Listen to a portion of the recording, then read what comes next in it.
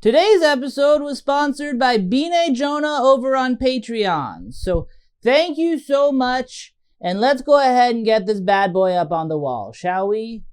Yeah! So, here it is. It's a little bit out of the way this time. Normally, I would put it here, but the patch next to it was already pink, and I figured pink on pink on pink would look weird, so I put it here. Hopefully you can see it. I apologize for my poor quilt planning abilities. But seriously, thank you so much, Bine Jonah. I really hope that I'm saying your name correctly because, well, in your email to me, you did everything in your power to make sure I said your name correctly. You even spelled it out phonetically like they do in a dictionary, but I never really knew how to read those phonetic spellings that they do in the dictionary, so I'm still kind of not sure if I'm doing it right, and if I'm wrong, I apologize. I asked Bine Jonah if they had any special shout out they wanted me to give, and they did, and it's a really good one, so I'm just going to read it word for word how they wrote it, because I like it.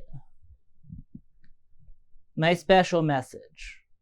When I chose to sponsor an episode on Patreon, I was considerably drunk, but I do not regret. One of my better drunken decisions for sure. Do not forget to support Willie's Drunken Decisions and buy your pro-choice merch over on Creator Spring.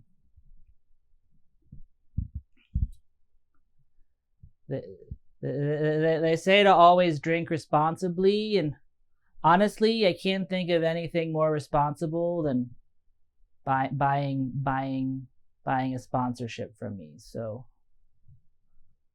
cheers.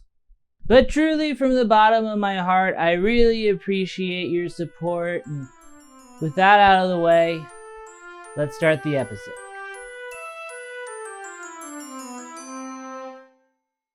Hello, nitwits, and welcome to Knitting Time with Willie. I'm your host, Willie Muse, joined as always by my co-host, Nitcolis. And as you can tell from my little outfit, it's time for yet another installment of my absolute least popular series, Public Domain Happy Hour. This is where ragtime music would go, but I didn't feel like licensing it, la la. So for those of you who don't know, and based on the stats that's most of you, on this series I talk about movies in the public domain. A surprisingly large part of my job involves fighting copyright claims in order to talk about the movies and TV shows that I actually want to talk about on here, and those can get stressful sometimes. So every now and then I like to give myself a break by talking about something that I know won't get a copyright claim because, well, nobody owns the copyright. And yeah, like I said, these videos tend not to get many views. Truth told, I genuinely considered shelving this series entirely, but then I decided against it because 1, I look adorable in my sailor suit and everyone thinks so. And 2, I'm currently going through the worst copyright claim of my entire YouTube career, and I would like to not have to worry about anything like that again for as long as I can manage it. As many of you know, because I haven't stopped complaining about it since it happened, a few weeks ago I finished a video about Barbie as the Princess and the Pauper, and after I did, I got a little notification from Mattel by way of YouTube informing me that they own the rights to that movie and they do not want me using clips from it. And whatever, that's normal. It's annoying, but it's normal. It's happened on just about every video I've ever made where I use clips from movies or TV shows. From there, I'm supposed to appeal the claim, and then the people who own the material look over the appeal and decide whether I actually followed the rules of copyright law correctly in order to use their IP. And don't get me wrong, it sucks, but it also comes with the territory of doing what I do, so I kind of expect it at this point. What I didn't expect, though, is for the nice people over at Mattel to take their sweet-ass time like they have been. Normally, the whole process takes a maximum of about a week, but technically the copyright owner has 30 days to respond to a claim, and based on the rate things are going, I feel like Mattel is probably going to use every last one of those days. And obviously that sucks just because I want to be able to release the stuff I make, but what makes this whole kerfuffle even worse is the fact that this Barbie video was my first genuine attempt to try and be topical on here. Literally the first 5 minutes of the video are about how I'm expecting the Margot Robbie movie to be huge and how I think that Barbie Mania is going to be sweeping the nation this summer, and it's I don't know, I was right, but it feels like it doesn't really count anymore. So yeah, views be damned. I've had my fill of thinking about copyright law for the time being, so I've decided to head back into the public domain. That said though, views also don't be damned because I like views and I need them, so if I do make another entry in this series that doesn't do well, I need to make sure that it does as not well as possible. And honestly, my theory for why these videos tend to do worse than a video about a normal movie is that I tend to package them as being about old, boring movies because, well, the ones in the public domain do tend to be old, boring movies. So I get why people aren't really champing at the bit to hear me talk about them. With that in mind, this time around, I decided to do everything I could to make sure that whatever movie I talked about seemed as current and hip as anything else I might cover on this channel. And that began with finding a public domain movie that wasn't in black and white, which was actually a lot harder than you might expect.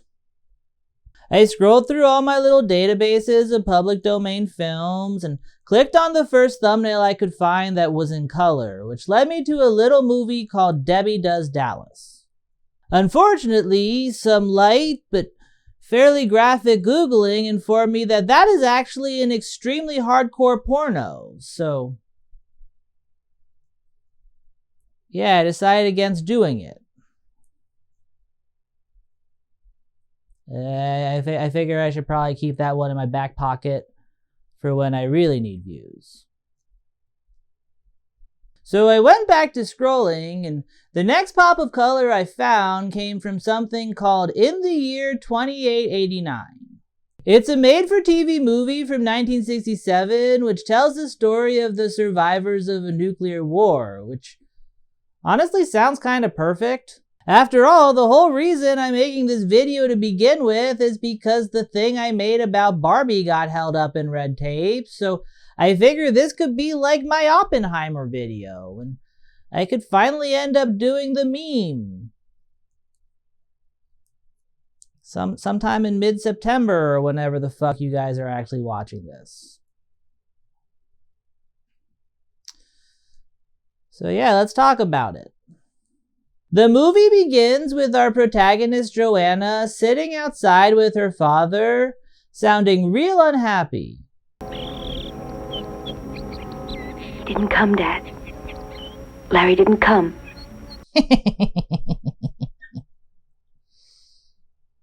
Come.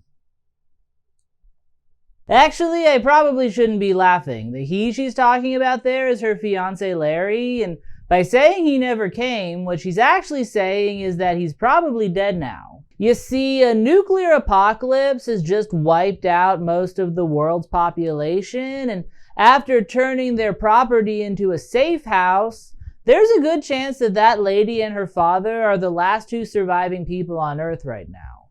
And honestly, I gotta say that as far as nuclear apocalypses are concerned, this one seems pretty nice. You got a lot of sunlight, a nice breeze blowing through the trees, and apparently birds aren't affected by radiation at all because a whole bunch of them survived.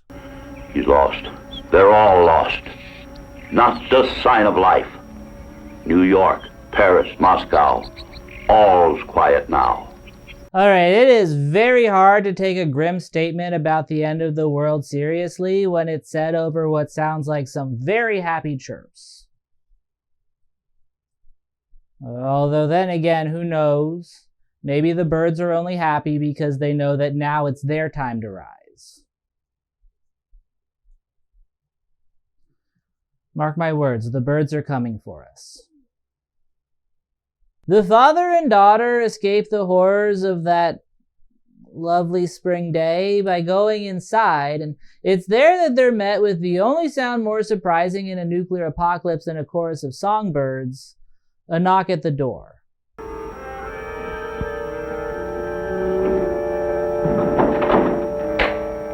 There's someone at the door, Dad. It's Larry. He's made it.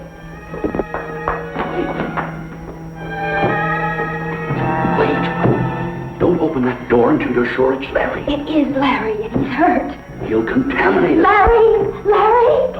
Don't open that door. We can't take the chance. Okay, not for nothing, but that door appears to have two very large windows on it, so if she really wanted to know if it's Larry, she could very easily pull back that cloth curtain and see. Of course she doesn't do that though. She opens the door, and rather than Larry, it's a random man with his skin falling off of his face. Let me go! I've got to open that door.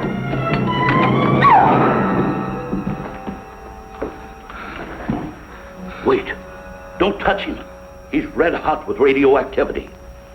It's not Larry. We've got to help him, whoever he is. Wait. We'd better check the Geiger counter. Alright, not really sure that's necessary. I don't think that the Geiger counter is going to tell you anything that you don't already know. Like, I get that it's sunny out, but I don't think he got that burn from tanning. But yes, as expected, the random man who came crawling into their home after nuclear winter with his skin peeling off was the victim of radiation. What's less expected, though, is that despite the fact that his radiation levels are off the charts, he's still somehow alive.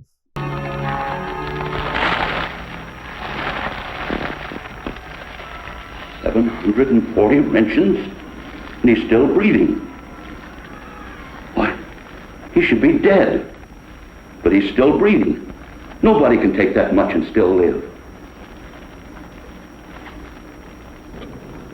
Don't touch him. He's my responsibility. Who is he? Who are you? I'm Steve Morrow. Alright, that doesn't really answer much, but whatever. I guess that these two men are brothers who have come to the house in search of refuge. And this was the first of many times during this movie that my mind was absolutely flooded with questions. First off, why is he wearing such a thick jacket? It seemed like a lovely day outside. More perplexingly though, why did the two of them arrive at the house at separate times? Given that one brother's current state, you'd think that the other brother would have been helping him along on their journey, and if that were the case, they should have arrived together. Not gonna lie, the fact that Jacket over there seemingly let his own flesh and blood crawl the length of a Cormac McCarthy novel seems kinda cruel. Also, not for nothing, but I feel like if they were going to be traveling separately, the person who should have arrived first is the one whose skin is still firmly on his body. Not sure how slow Jacket is that he was trailing his brother, when by all accounts his brother should be dead. Which is another thing, why is only one of the brothers like that? Every context clue we've been given suggests that they're coming from the same place, so wouldn't that mean that the two would have probably been equally affected by any nuclear activity they may have encountered? I've thought about this more than I care to admit, and I truly can't fathom a scenario that would have resulted in one of them turning into a walking patch of eczema, while the other one stays looking like People Magazine's Sexiest Man Alive 1976. Granger? Granger. It's okay. It's okay.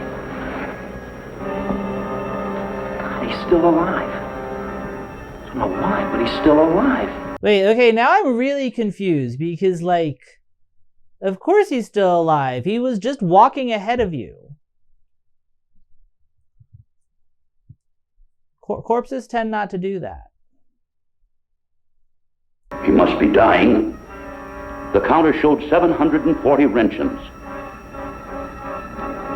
Where are the bedrooms? Upstairs. Come with me. No, they can't stay here. Yes, they can, Dad. But they're contaminated. It's too late for them, but not us. Still not entirely sure what a wrenching is, but based on my admittedly limited knowledge of how contamination works, it's probably too late for you guys too. This guy seems to be hemorrhaging radiation, and you've been standing around his body for quite a few minutes at this point.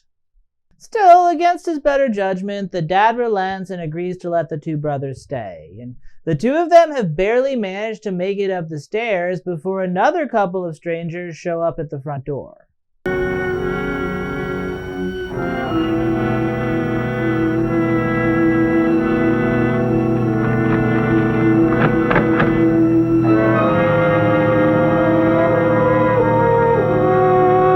Okay, how sure are we that there even was a nuclear apocalypse? Because I don't know, this is starting to feel like a lot of survivors in one place. Also, I find it very funny that the dad was so prepared for survival that he has a Geiger counter on hand, but when it came to his own security, he was willing to trust a knob lock on a glass door, because really all you need to break into that is a rock. Or if you're the people in this movie, a gun.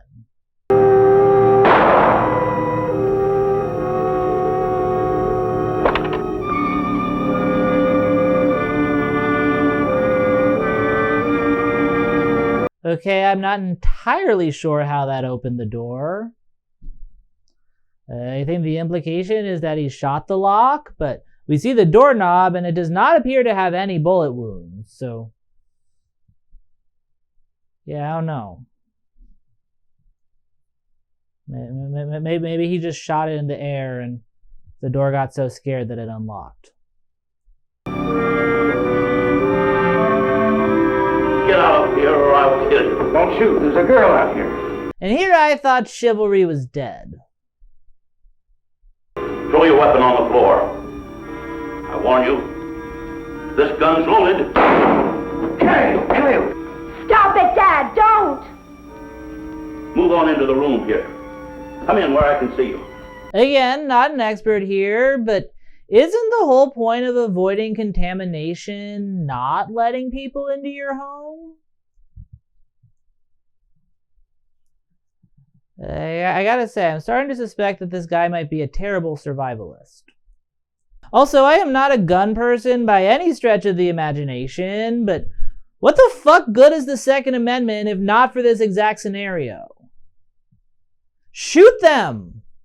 Not only did a strange couple come up to their house brandishing a firearm, but they're also in an extreme survival scenario and they're already running low on supplies. Is it okay if we stay? Of course you can't stay. I have provisions for only 3 people. Mac, we're staying, so forget the sob story. Honestly, if I were the dad, I'd probably shoot that dude right on the spot just because he seems like a dick.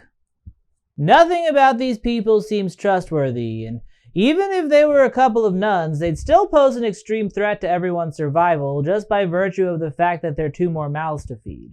I feel like the proper thing to do in this situation is to give the couple a minute or 2 to scram, and then if they don't, the dad is well within his right to use excessive force. No jury would convict him. Especially because all of the juries are dead now. So. Stupidly though, the dad doesn't kill them in cold blood. The daughter guilts him into letting the gun-toting stranger stay with them, and then just like a random cowboy wanders onto their property, so he also is there now. So now there are 7 people living in a house together, surviving off of supplies that were only meant for 3. So the dad gathers everyone around the table to lay down the law. It looks like we're stuck with each other, so let's understand the rules. Now, I'm the ranking officer. I mean person. I'm in command. If we're voting, I vote for me. Oh, don't be funny. This is serious. Shut up, Jada. God, he seems like a dick. And I gotta say, his outfit is not helping matters. I find it very odd that the apocalypse happened and he still woke up the next morning thinking, I believe today I'll wear an ascot. My second in command will be Steve.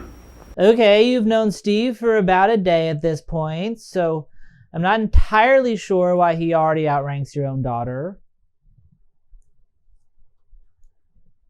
Not gonna lie, feels pretty sexist. Especially because I feel like the daughter is the only person that everyone in the house likes at this point. She's the one who ultimately let everyone stay, so I feel like people are gonna be more likely to rally around her. Meanwhile, if it were up to the dad, everyone at that table would be dead right now, and on top of that, he's not exactly what you would call a warm person. The six of us in this house may be the beginning of a new era, a new civilization. 7. My brother's still alive. But not for long, I'm afraid.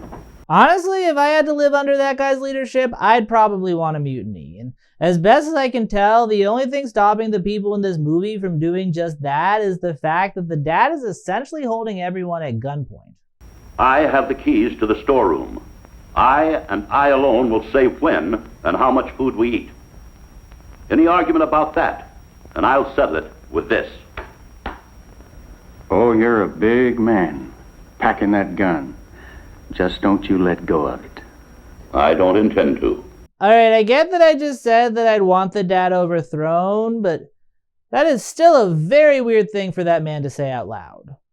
If I let a random stranger live in my house and eat my food, and then that random stranger told me that the second I don't have my gun, he's gonna stop following my rules, I probably wouldn't let that random stranger keep living in my house. I don't know, I feel like it's still very strange to me that the dad has not shot this man point blank. After their little meeting at the table, Steve brings his brother up some food. Ranger? How you doing? I'm not gonna die. I thought I was, but I'm not. I know I'm not now.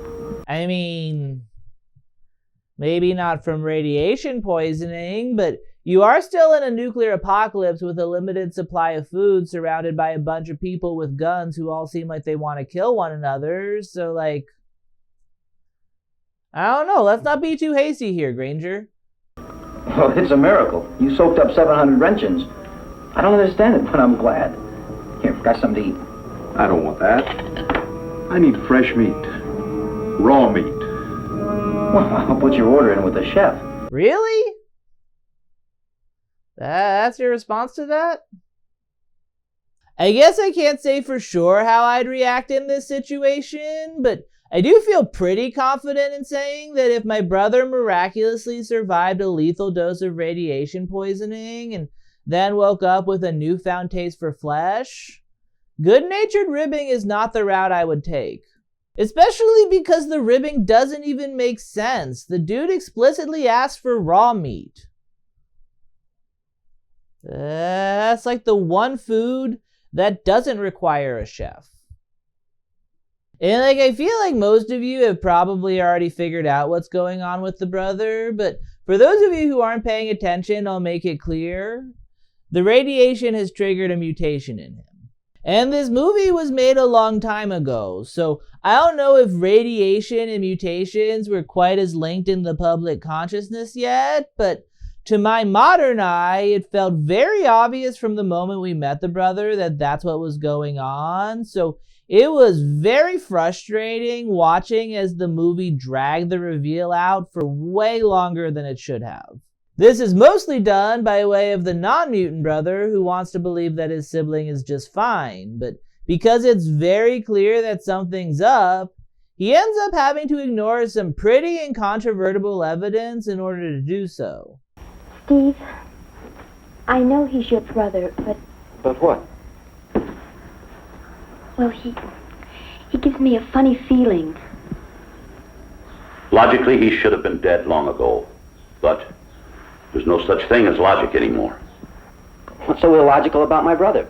You know as well as I do, he hasn't taken food or water in 3 weeks. Not since he's been here. Okay, it's the apocalypse. A lot is happening all at once, so I could maybe understand looking the other way if it was 1 week without food. Maybe. But the idea that he has gone 3 weeks without food or water, and you are going to sit there stone-faced and be all like, "What's so illogical about my brother?" is honestly kind of brazen. Still, though it's painfully obvious to everyone involved that his brother is a horrible mutant, I get why Steve might be playing it dumb here, because based on the way everyone else is acting, it does not seem like this household is particularly receptive to horrible mutants.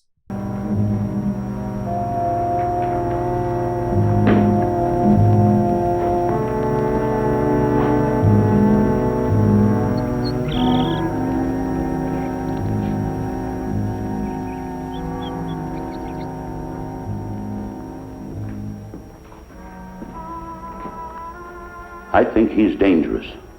No, I don't think so. He should be destroyed. This man really needs to work on his interpersonal skills. Like, obviously everyone has had the thought that someone else's brother needs to be destroyed, but you're never supposed to say it out loud. Also, I don't super get why Granger seems so dangerous. Like, outside of that gross patch on his face, I don't really see anything wrong with the guy, and if people started killing people just because they had dry skin, I would have been murdered for my feet long ago. The dude has been living with the normals for 3 weeks now without incidents, so I don't know what the dad is so afraid of. Like, if anything, he's less of a liability than anyone else in the house because his ability to go long stretches without water means that there's more to go around for the rest of them. Logically, you'd think you'd want more people like him around in this situation because it would mean more survivors with less of a need for resources. And the fact that the father's immediate reaction is to want to murder the guy is both close-minded and short-sighted. Although that said, if I were in the father's shoes, I'd probably want him dead too. 3 weeks without water is creepy. So. Also, in the father's defense, he is absolutely right. Granger is a danger. That rhymed. Apparently, the radiation causes mutations in stages, and Granger is currently only in stage 1, which, save for the flaky face and total aversion to water, is still mostly human. The movie gives us a peek at what's to come by cutting in scenes of this fully transformed individual who kind of just spends most of the time running around in the woods and watching Joanna from the bushes.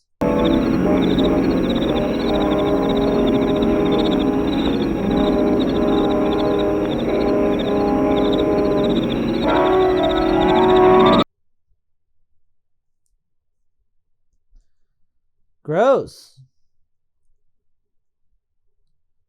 I truly can't stress to you how much I hate the prosthetics in this movie. And looking like a walrus that someone hit with their car isn't the only way that the next evolution of man differs from our current form. They also have armor-plated skin and what appears to be razor-sharp claws and teeth. And rather than showing us all those cool power-ups by way of, action, the movie goes the route of instead just telling us about them with a long, boring scene of two guys sitting around a table talking to one another. Apparently, part of the father's job in the before time involved transferring animals out of nuclear test sites, and as it turns out, he saw some stuff. Something I have to show you. As I told you, my job was to tow the animal ship out of Target Zero. I got the first look at those animals. Well, the newspaper said they were all destroyed. The newspapers lied. 3 of those animals lived through it. Through an H-bomb? There was a law against taking photographs, but no law against sketching what we had seen. Please show the sketches. Please show the sketches. Please show the sketches. That was a chipmunk. This was alive? Yeah, that's the good stuff. I don't know what it is, but for some reason, bad drawings pop up a lot in these public domain movies, and frankly, I love every last one of them. Aside from these sketches, there was also that creepy portrait that I talked about in The Screaming Skull, and then earlier in this movie, there's just a random moment with absolutely no bearing on the plot where the dad stares at a very silly oil painting of what I'm assuming is his dead wife.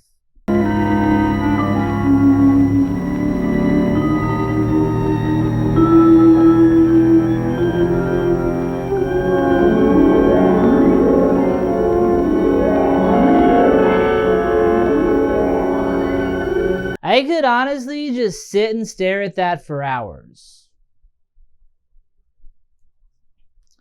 I don't know. I guess I just appreciate good art. Aside from that chipmunk, there's also a monkey and what appears to be some sort of dog. And all of the creatures transformed into horrible monsters who refused food and water before dying mysteriously 3 days later. The two men reason that that must be what's going on with Granger and figure that that must also mean that there are more out there like him. And then they both kind of just decide that all of them need to die. New species. Yes. They were the forerunners of whatever it is we have out there. Sometimes I have a feeling of doom. Well, I know this much. There are two forms of life fighting for survival in this valley, and only one can win. John, it's gotta be us. You might have thought that racism wouldn't have survived into the New World, particularly as everyone who's left standing is white, but I don't know, I guess the human spirit just finds a way. The father's newfound hatred for the mutants awakens in him a sort of pro-human nationalism, and he decides there and then that survival isn't his only goal anymore. You know, I started this thing just to stay alive, but you've given me a deep feeling of responsibility toward the welfare of mankind, our kind. I think I'll turn in now. Good night, John. Yes, I'll tell the girls the first thing in the morning. The girls? Yes. They should bear children as soon as possible. Good thinking. Nothing gets someone in the mood for sex faster than being sternly told to do it by their father. And I guess that his intentions are noble here, but given how shallow the dating pool on Earth currently is, I feel like it won't be long before what he's suggesting gets, well, icky. I'm just saying, if your goal is to not let mutants take over the Earth, this plan is only going to work for a couple of generations. And what makes this whole thing even weirder is that despite the fact that he's currently trying to create a situation where a bunch of his grandchildren all bang one another, the guy seems to have a fairly traditional view of relationships. A sea captain can perform the marriage ceremony in case of an emergency. Joanna, I want you to marry Steve. I want you to have children. Alright, if your goal is to repopulate the human race, I'm not entirely sure that monogamy is the way to go, but I don't know, whatever, you do you. Also, I find it very funny that he felt the need to throw in that because he was a sea captain, he's allowed to perform marriage ceremonies because, society has collapsed. You can literally just say you're married at this point and nobody is going to say boo. I'm not entirely sure why this man still feels the need to adhere to maritime law. Despite her father's wishes, Joanna is not too keen on the idea of marrying Steve, and This brings us to what makes up the bulk of the movie, because despite being about a post-apocalyptic wasteland infested with radioactive mutants, it's really more about relationship drama. You see, Joanna and Steve actually do have feelings for one another, but Joanna doesn't really want to act on them because her fiancé Larry died only a few weeks ago. Also, I gotta imagine that going through the end of days puts a bit of a damper on your sex drive, so that's probably not helping matters. To make things more complicated, Marty, the douchebag wearing the ascot, has decided that he wants Joanna for himself, despite the fact that he seems to be romantically involved with Jada.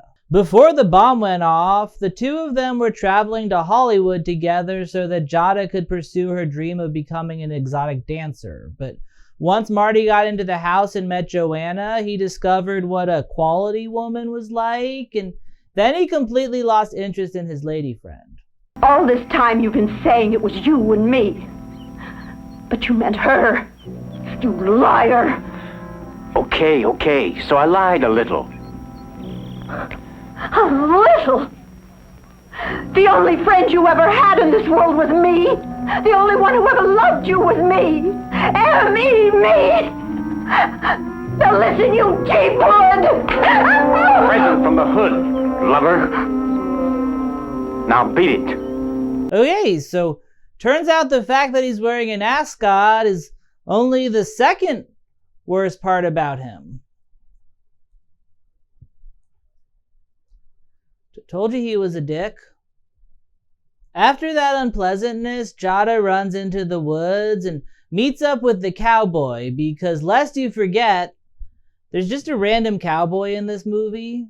Together, the two of them get drunk off of some cartoonishly old-timey jugs of whiskey, which the cowboy,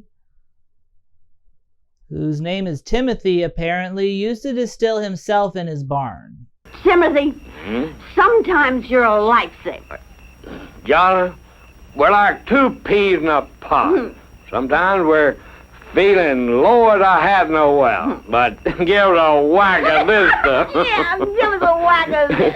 And we're high as a silk hat on Sunday. Hey, come on, you big one. As best as I can tell, the two of them bang in the woods, and then they head back to the house, where Jada does a fun little dance for everyone.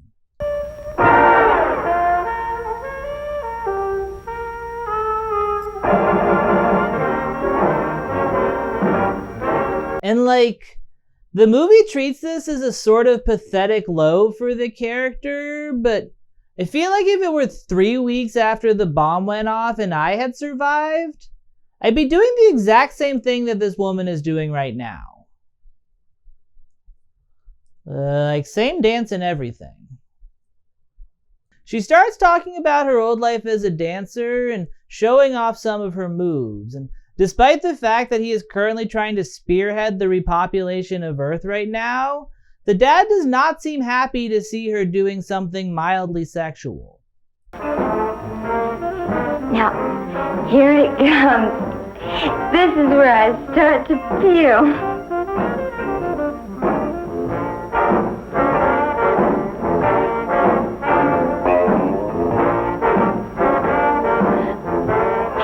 That blue spot, Daddy, because I'm coming home for the clincher.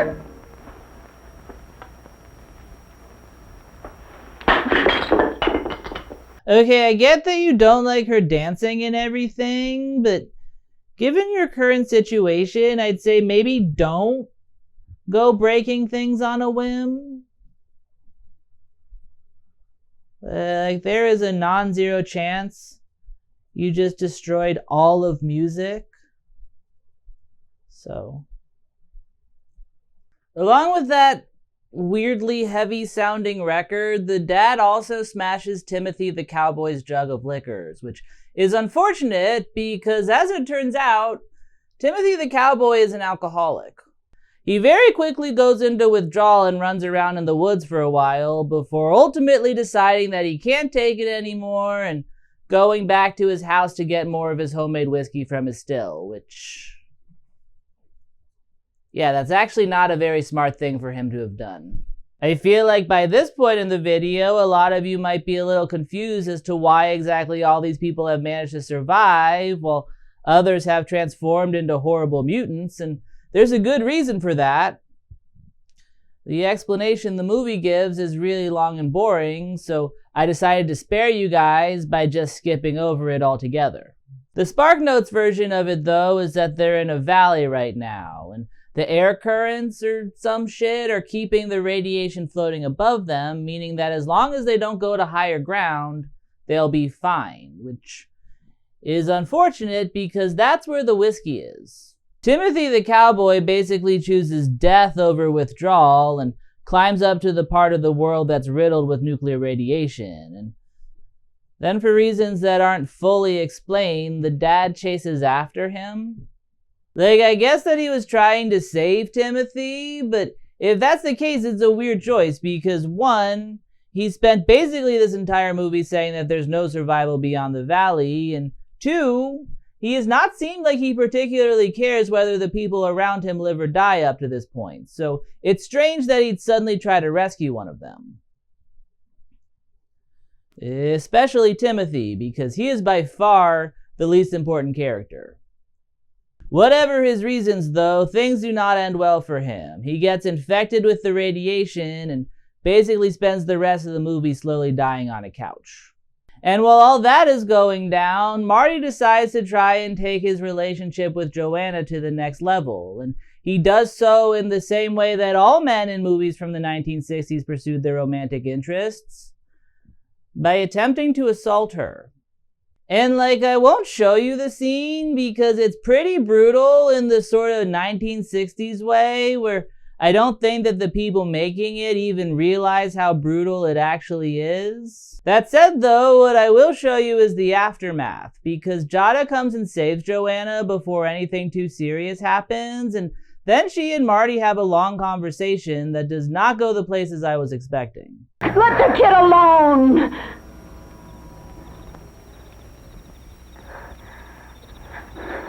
Joanna, go back to the house. I have a few words for this child molester here. Okay, unless the words are, "I just called the police," I have a few words for this child molester is not a great way to start a conversation. You don't know when you're through, do you? You said the two of us. But all along you meant her. Yeah, that's right. Now you know. Oh. Okay, so as it turns out, Jada isn't mad at him because she caught him trying to assault someone. She's mad at him because she's jealous of the person he was trying to assault. Cool. And what makes this whole situation even weirder is that Marty doesn't really give Jada much of a reason to love him as much as she seems to.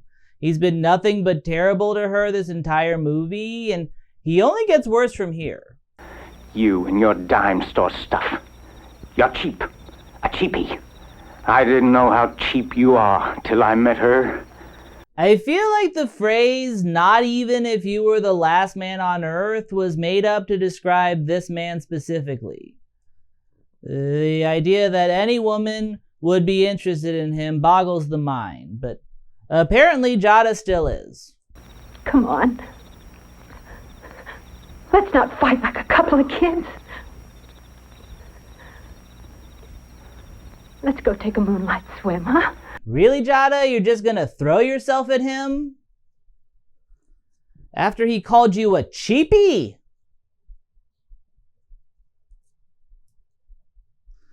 Also, you did just catch him trying to assault someone, and he slapped you a few scenes back, so...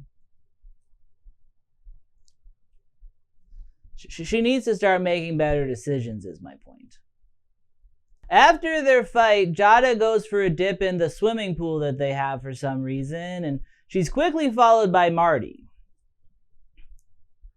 Unsurprisingly, she welcomes him back with open arms.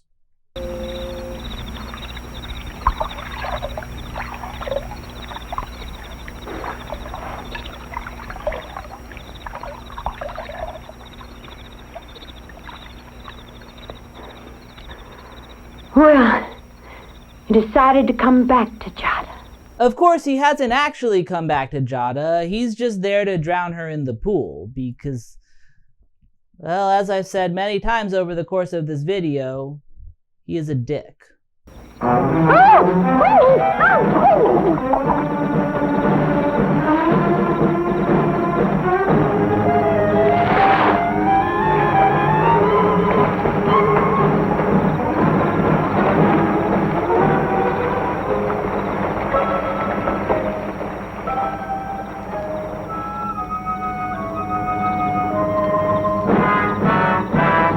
I don't want to sound insensitive here, but I feel like it probably should have taken her more time to drown than that. Jada must have had really weak lungs. As is the case with all cheapies.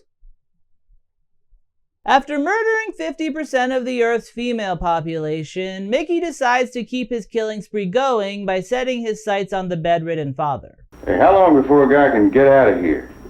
As far as I'm concerned, you can leave now. You know, this reminds me of that kid song, 10 Little Indians, that got knocked off one at a time. Same way with us. First there was 7. Now there's 3 little, 2 little, 1 little Indian. And then there was 9. Try that again. Please, try that again. What? Why does he need to try it again? Shoot him! This is like the 6th time that Mickey has made it very clear that he intends to murder the father and take over. So I don't know what's keeping that old man from just pulling the trigger. Like, okay, maybe you don't have to kill him, although I don't know why you wouldn't. He sucks. But at the very least, you should not keep letting him stay in your house because he is very clearly up to no good. He's obviously going to try bullshit like that again, and I know that because, well, I've seen the end of this movie. So later that night, Joanna's awoken by a telepathic message that draws her outside, which, yeah, I didn't bring it up earlier because it's not a huge part of the plot, and truth told, I don't fully understand everything that's going on in that regard, but Joanna does seem to have telepathic abilities. This movie is really weird.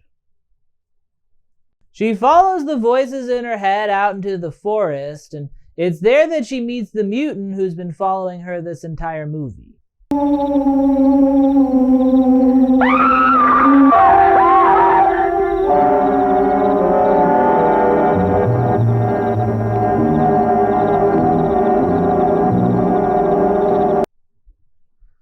I don't want to victim blame here, but I feel like she probably could have put up a little bit more of a fight than that. Like she literally just fainted into his arms. The mutant carries her off deeper into the woods, and when the other people in the house realize that she's missing, the dad gives Steve a gun and sends him out to look for her. Unsurprisingly, once Steve is out of the house, Mickey makes another attempt at taking over by sneaking up on the dad while he's sleeping and stealing his gun.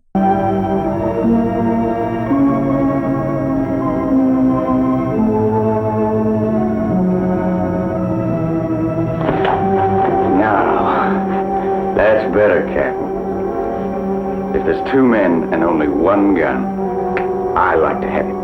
Okay, fine then. You shoot him. Someone in this movie needs to shoot someone. It makes no sense to me why everyone is holding everyone else up at gunpoint. The less people alive, the more food there is for you. It's post-apocalyptic survival 101. Of course, he doesn't shoot him. Instead, he just waits by the window for Joanna to get back. What are you thinking in that sick mind of yours? Simple. I'm going to shoot Steve right between the eyes. In God's name, why? Well, I thought you knew, smart man. I want Joanna. Foolproof plan. As everyone knows, if you want a woman to fall in love with you, all you have to do is kill the person she currently loves. Romance works by Highlander rules. And yeah, currently there's a character who's being held hostage at gunpoint while another character is being kidnapped by a monster. The stakes are high, there's guns everywhere, so you might think that they're building to some big over-the-top climax, but no. Literally all that happens is that it rains. The movie has very blatantly been setting up that the mutants are allergic to water, so just when things are about to get good, it starts to pour, and then the mutant just dies. So yeah, that's that, I guess. After the mutant is dealt with, Steve and Joanna walk home, finally ready to be together. I don't hear it anymore. Hear what? The weird sound. He tried to speak to me. Steve, it was Larry.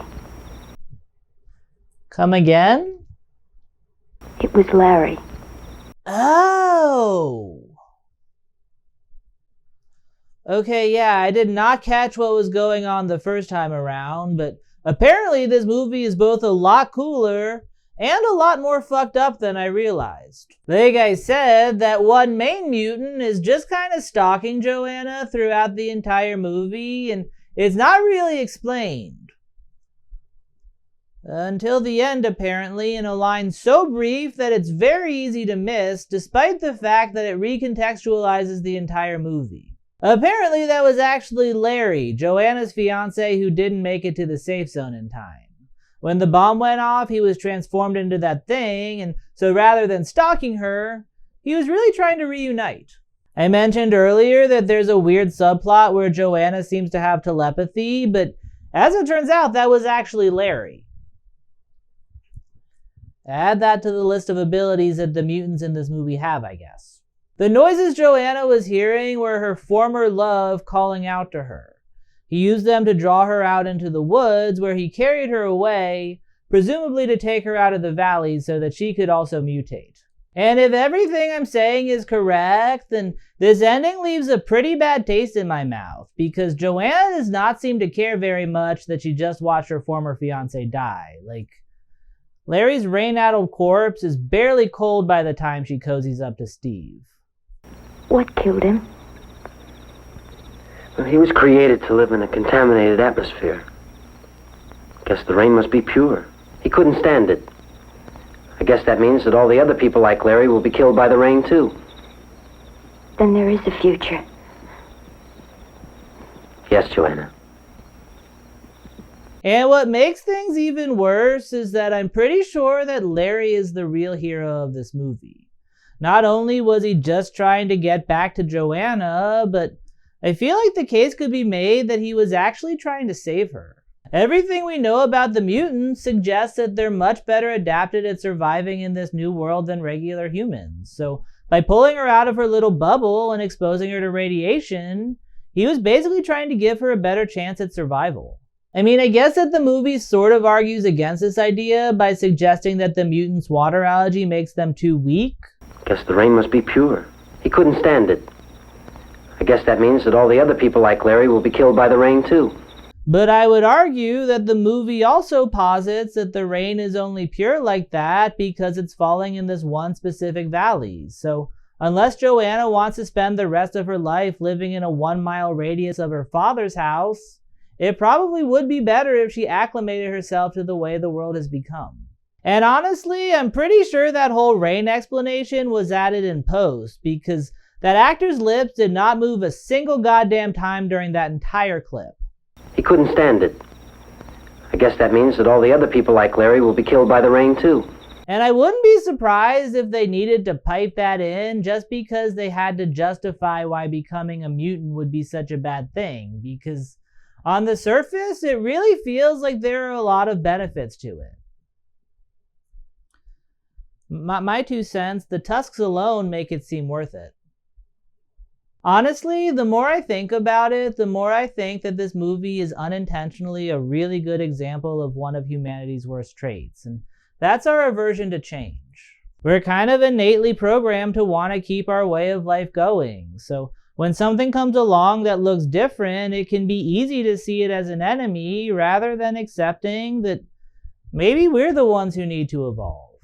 One thing I think about a lot while watching these old movies is how I personally would never be able to fit into the world they exist in. And I always leave feeling kind of happy that that's not the world we live in now. Things mutate, and that's a good thing. Even if it doesn't always feel like it. Eventually, the world that my body is acclimated to is going to be different. And odds are pretty good that when that time comes, I'll look at the next generation thriving in that new world, and they may very well feel to me like these weird monsters who are out to get me, even though odds are pretty good that they're really just like me, just trying to survive. And if that day ever comes, I just hope that I can figure out a way to change. Or at the very least, try to accept that maybe it's my time to wash away with the rain. But yeah, that's most of the movie, although those of you paying attention probably remember that Mickey is still holding the dad hostage, so you might be a little bit curious about how that pans out. And if you were expecting things to be tied up in some exciting and interesting way, then clearly you don't know this movie because, well, I haven't edited this in any way. This is literally how it ends. Then there is a future. Yes, Joanna. Mickey!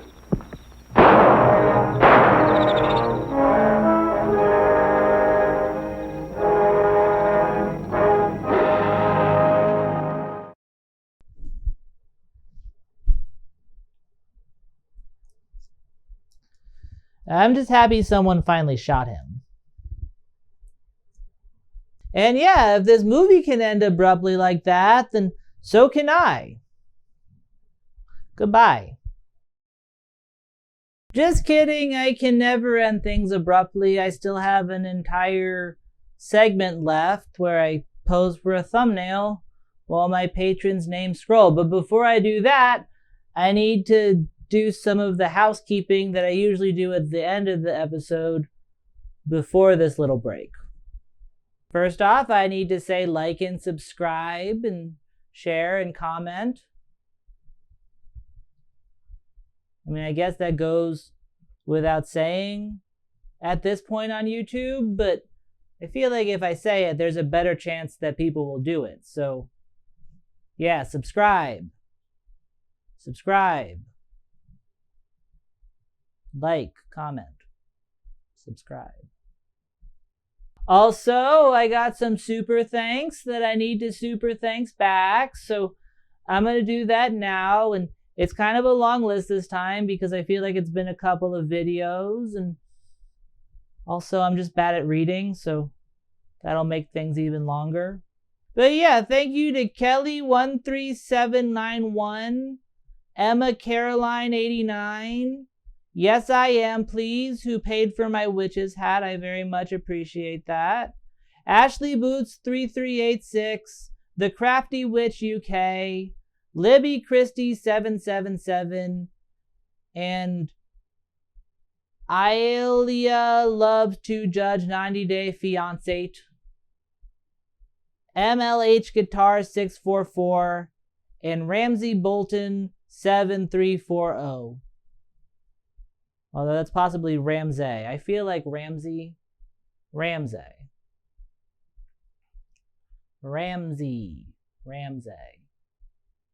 Bolton. I don't know, I'm bad at reading, but thank you guys so much. And if for some reason I missed thanking you, please let me know because it is not a science. The way that I do this, I very easily could miss one, so I don't want to do that. I always want to thank the people who give me money, because frankly, it still blows my mind that there are people out there giving me money. I appreciate it more than you know. And speaking of people who give me money, now it's time for me to pose in front of my patrons' names. So I'll do that. And for this photo, I was thinking about just doing Larry the Mutant's face, because I feel like that's the most evocative image from this movie, because it's weird and gross looking. So I think I'll put Larry the Mutant here, and then I'll like kind of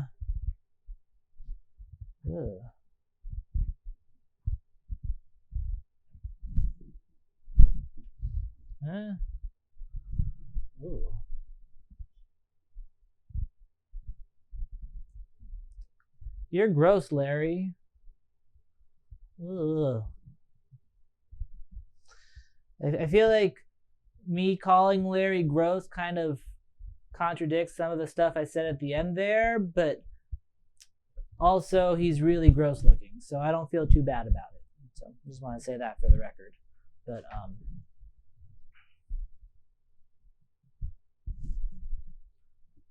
ooh.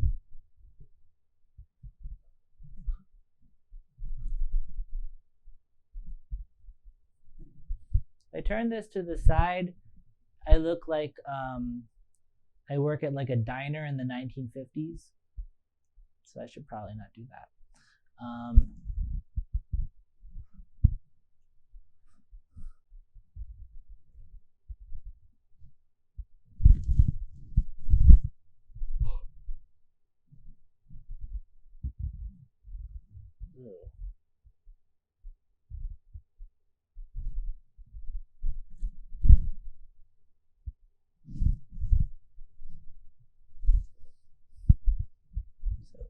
Remember, Larry is right here. I'll probably do like a nuclear explosion right there.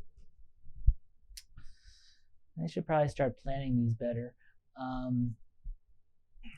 Ugh.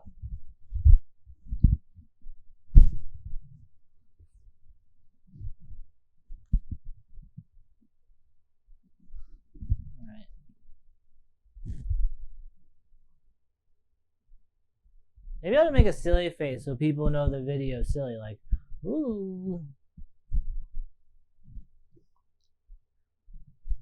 I'm doing my Mr. Beast face.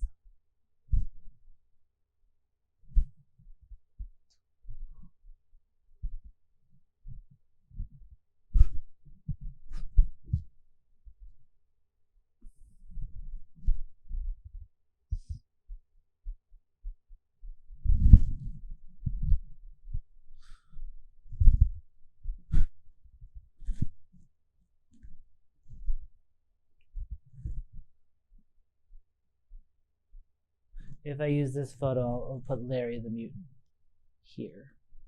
Or just flip the photo.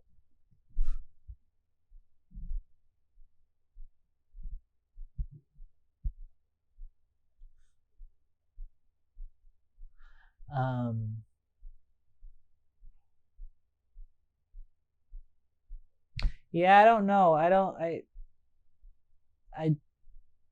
never know why people watch this part, but hopefully there's a good photo in there somewhere.